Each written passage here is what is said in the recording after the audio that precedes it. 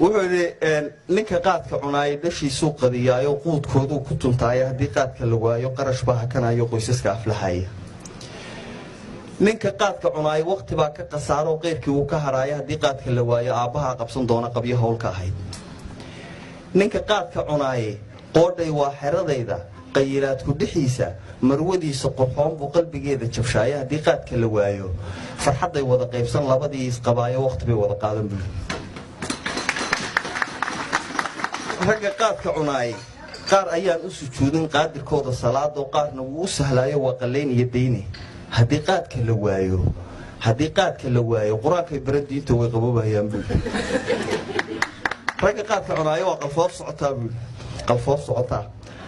hadii qaadka la waayo raggan quudka ka Soomaa quruxaysan lahaayo hablo quustay samaan oo ka qashaafay gayaan oo quudareeyay shisheeyaa rajo qaadi lahayd oo hadii qaadka la waayo